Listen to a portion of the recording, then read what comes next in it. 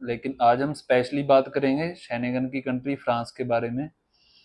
France अगर आप जाना चाहते हो तो हम आपको फ्रांस की डॉक्यूमेंट रिक्वायरमेंट्स, फ्रांस का प्रोसेस टाइम, और अगर आप रिफ्यूज्ड हो तो कैसे आप वीज़ा ले सकते हो रिफ्यूज़ल के बाद, क्या कॉस्ट पड़ेगी आपको, और आपका सक्सेस रेट कितना होगा अगर आप फाइल लगाते हो, और अगर आपकी रिफ्यूज़ल्स हैं तो आप रिफ्यूज़ल्स के बाद वीज़ा कैसे लेना है वो हम आपको बताएंगे आज।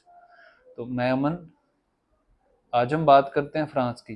फ्रांस जो कंट्री है उसकी जो डॉक्यूमेंट्स की रिक्वायरमेंट्स होती है वो सेम ही होती है जैसे और शेंगन कंट्रीज़ की होती हैं, लेकिन फ्रांस का जो सक्सेस रेट है वो आपकी प्रोफाइल्स पे डिपेंड होता है। आपकी चाहे बिजनेस की प्रोफाइल हो, आपकी चाहे जॉब की प्रोफाइल है, और आपकी चाहे एग्रीकल्चरलिस्ट की प्रोफाइल है, तो आपकी जो डॉक्यूमेंट्स की रिक्वायरमेंट होगी वो आपकी प्रोफाइल के हिसाब से होती है। जैसे अगर आप जॉब कर रहे हो तो आपकी सैलरी स्लिप्स, आपका सैलरी अकाउंट, आपकी एनओसी, आपके ऑक्यूपेशन प्रूफ्स हो गए, और आपकी जो भी बैंक स्टेटमेंट है, बैंकिंग में फंडिंग है आपके, आपकी एफडीज हैं वो होगी, और आपकी आईटीआर। ऐसे ही आप अगर बिजनेस करते हो तो आपके बिजनेस के डॉक्यूमेंट्स हो गए, एमएसएमई, जीएसटी, और आपका लेटर हेड विजिटिंग कार्ड। और अगर आप एग्रीकल्चर करते हो तो आपके एग्रीकल्चर के डॉक्यूमेंट्स होते हैं जैसे जे फॉर्म्स। इसके अलावा जो आपके मैंडेटरी डॉक्यूमेंट्स होते हैं वो आपकी कवरिंग लेटर, ट्रैवल इंश्योरेंस, आपका आईडी प्रूफ्स, आपके पासपोर्ट, आपकी फ़ोटोग्राफ, आपका आधार कार्ड, पैन कार्ड, और आपकी जो बाकी के डॉक्यूमेंट्स हैं जैसे टिकट आपकी, आपकी ट्रैवल इंश्योरेंस जो मैंने आपको पहले बताई है। ये डॉक्यूमेंट्स टोटल जो आपके होते हैं वो आपकी प्रोफाइल को स्ट्रॉन्ग करते हैं और आपका वीज़ा सक्सेस रेट बढ़ाने में आपकी मदद करते हैं। आपकी जो रिफ्यूज़ल्स होती है वो रिफ्यूज़ल्स इसीलिए आपकी रिफ्यूज़ल्स आती हैं, आपकी डॉक्यूमेंट्स में कमी होती है। अगर आपके डॉक्यूमेंट्स कंप्लीट हैं आपकी प्रोफाइल के हिसाब से, आपकी जॉब के हिसाब से, आपकी बिजनेस के हिसाब से, तो आपका वीज़ा 101% श्योर होता है।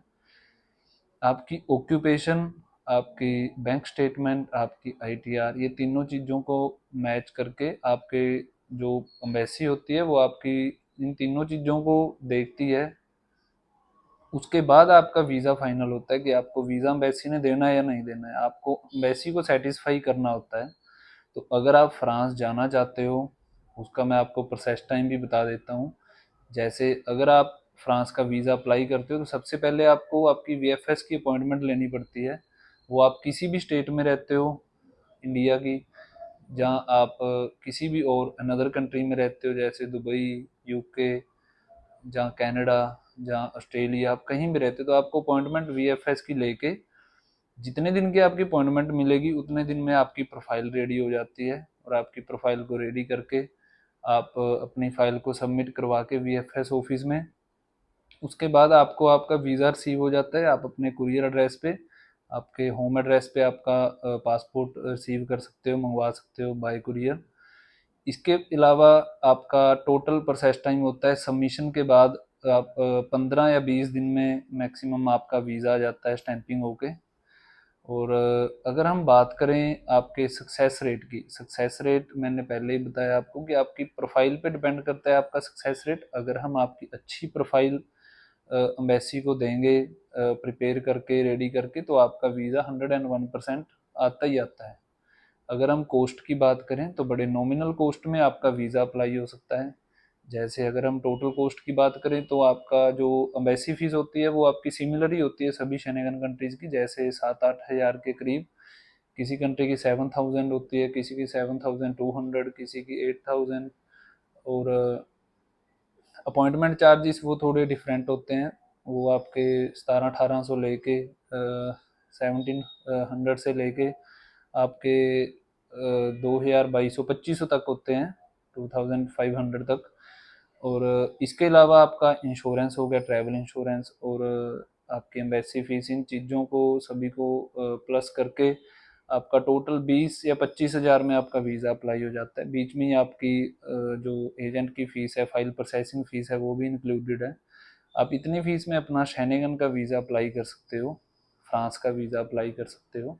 आप किसी भी स्टेट में रहते हो, आउट ऑफ इंडिया रहते हो, दुबई में रहते हो, किसी अरब कंट्री में रहते हो, या फिर किसी भी अनदर कंट्री में रहते हो आप, तो आप अपना वीज़ा अप्लाई कर सकते हो। आप ऑफिस नहीं विजिट कर सकते, या फिर आपके पास समय कम है, फॉरेन कंट्रीज़ में रहते हो, आपके पास समय कम होता है, आप ऑनलाइन हमें कॉल करके अपना वीज़ा अप्लाई कर सकते हो ऑनलाइन प्रोसेस के ज़रिए।